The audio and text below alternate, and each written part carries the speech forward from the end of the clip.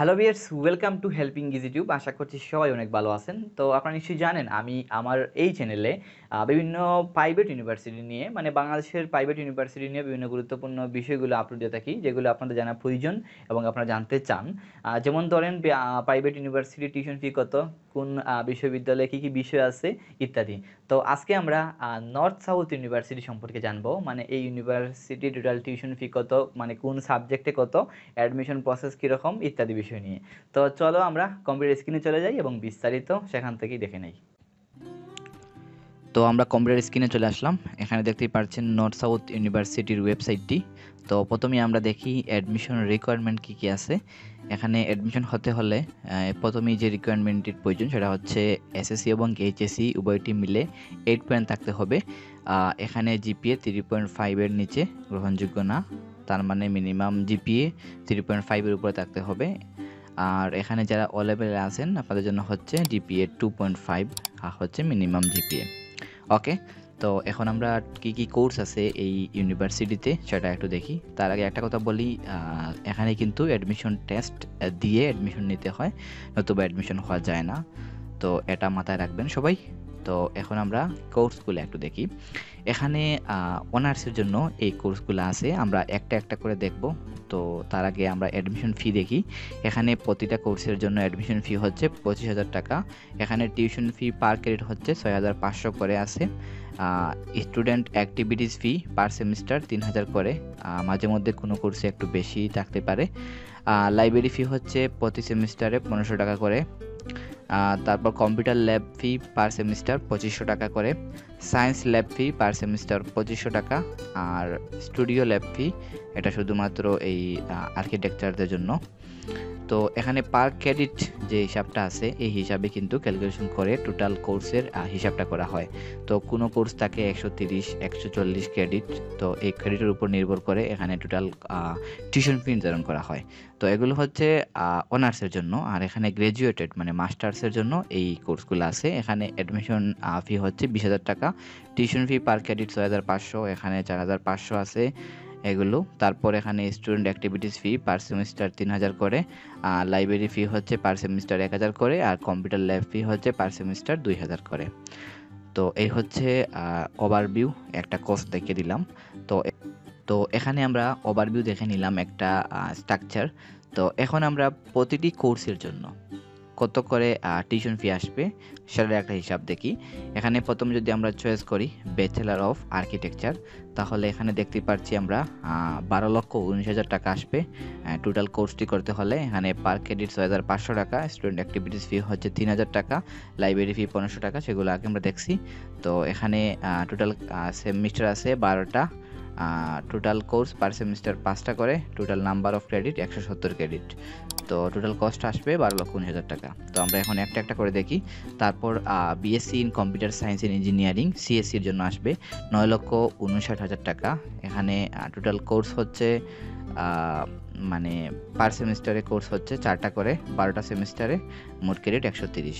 তো আমরা টোটালি কস্টটা একটু দেখে নেই। তারপর আমরা দেখি BSc in electrical and electronic engineering মানে ট্রিপলি, এখানে আসবে 9,59,000 টাকা। তারপর হচ্ছে BSc in electronics and telecommunication engineering, এর জন্য আসবে 9,59,000 টাকা। তারপর হচ্ছে BSc in biochemistry and biotechnology, এই কোর্সের জন্য আসবে 8,94,000 টাকা। বিএসসি ইন মাইক্রোবায়োলজির জন্য আসবে 8,94,000 টাকা। ফার্মেসি প্রফেশনাল এই কোর্সের জন্য আসবে 14,79,500 টাকা। তারপর হচ্ছে বিএসসি ইন এনভায়রনমেন্টাল ম্যানেজমেন্ট, এই কোর্সের জন্য আসবে 9,59,000 টাকা। তারপর হচ্ছে বিএসসি ইন এনভায়রনমেন্টাল সায়েন্স, এর জন্য আসবে 9,59,000 টাকা।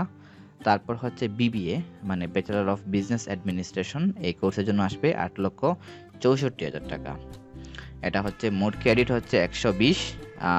পার সেমিস্টারে কোর্স আছে 3টা করে, টোটাল সেমিস্টার হচ্ছে 12টা। ওকে, তারপর হচ্ছে বিএ ইন ইংলিশ, এর জন্য আসবে 8,83,500 টাকা। বিএসসি ইন ইকোনমিক্স, এর জন্য আসবে 8,64,000 টাকা। BSc in civil and environmental engineering, এর জন্য আসবে 10,82,500 টাকা। ব্যাচেলর অফ ল মানে এলএলবির জন্য আসবে 9,59,000 টাকা। তারপর হচ্ছে মাস্টার্স প্রোগ্রামগুলো আসবে একটা একটা করে। তো প্রথমে হচ্ছে ইএমবিএ মানে executive masters of business administration, এর জন্য আসবে 3,49,000 টাকা। তারপর এমএসসি ইন ইকোনমিক্সের জন্য আসবে 1,99,500 টাকা, প্রায় 2 লক্ষ টাকা। তারপর হচ্ছে MSc in computer science in ইঞ্জিনিয়ারিংয়ের জন্য আসবে 1,72,500 টাকা। MSc in electronic and telecommunication ইঞ্জিনিয়ারিংয়ের জন্য আসবে 1,72,500 টাকা। তারপর হচ্ছে MSc in electrical and electronic ইঞ্জিনিয়ারিংয়ের জন্য আসবে 1,72,500 টাকা। টোটাল সেমিস্টার হচ্ছে 4টা। তারপর হচ্ছে বিএসসি ইন বায়োটেকনোলজির জন্য আসবে 1,86,000 টাকা। ফার্মেসির মাস্টার্স কোর্সের জন্য আসবে 2,04,000 টাকা। তারপর হচ্ছে মাস্টার্স অফ পাবলিক হেলথ এমপিএইচের জন্য আসবে 2,53,500 টাকা। তারপর হচ্ছে executive masters of public health ইএমপিএইচের জন্য আসবে 2,79,000 টাকা। তারপর হচ্ছে MSc in environmental science and ম্যানেজমেন্টের জন্য আসবে 1,86,000 টাকা। তারপর এমএ ইন ইংলিশের জন্য আসবে 1,86,000 টাকা। মাস্টার্স অফ ল মানে এলএলএম এর জন্য আসবে 1,86,000 টাকা। মাস্টার্স অফ বিজনেস অ্যাডমিনিস্ট্রেশন এমবিএর জন্য আসবে 3,84,000 টাকা। মাস্টার্স ইন ডেভেলপমেন্ট স্টাডিজের জন্য আসবে 1,99,500 টাকা। আর নন ডিগ্রির জন্য আসবে 84,000 টাকা। তো এই হচ্ছে টোটাল টিউশন ফিগুলা এবং কোর্সগুলো এখানে সব দেওয়া আছে। আমি ডেসক্রিপশন বক্সে প্রয়োজনে লিঙ্ক দিয়ে দিব, সেখান থেকে গিয়ে আরও বিস্তারিত দেখে নিতে পারবা। তো আর এই হচ্ছে ইউনিভার্সিটির যে গুরুত্বপূর্ণ তথ্যগুলো সেগুলোই। আর ইউনিভার্সিটি অ্যাডমিশন নিতে হলে অবশ্যই এই অনলাইনে অ্যাপ্লাই করতে পারেন, নতুবা ইউনিভার্সিটির যে কন্ট্যাক্ট নাম্বার আছে আমি একটু দেখাচ্ছি। এখানে কন্ট্যাক্ট নাম্বার অ্যাবাউটে গেলে হয়তো পাবো। এই কন্ট্যাক্ট নাম্বারে আপনারা যোগাযোগ করতে পারেন। এখানে নাম্বার দেওয়া আছে, এই যে দেখতে পাচ্ছেন মোবাইল নাম্বার। আন্ডার গ্র্যাজুয়েটের জন্য এই নাম্বারে কন্ট্যাক্ট করতে পারেন এবং গ্র্যাজুয়েটের জন্য এই নাম্বারে যোগাযোগ করতে পারেন। তাছাড়া ইমেল আছে, ইমেলে যোগাযোগ করবেন, তাহলে সহজেই আরও ডিটেলসে সকল ইনফরমেশন পেয়ে যাবেন। আর ভিডিওটি অবশ্যই সবার সাথে শেয়ার করবা। আর এই ভিডিওটির সম্পর্কে যদি কোনো প্রশ্ন থাকে তাহলে অবশ্যই কমেন্ট বক্সে করবা। যারা এই ইউনিভার্সিটি থেকে বের হয়ে গেছো সেই কমেন্টগুলো রিপ্লাই দেওয়ার চেষ্টা করবা।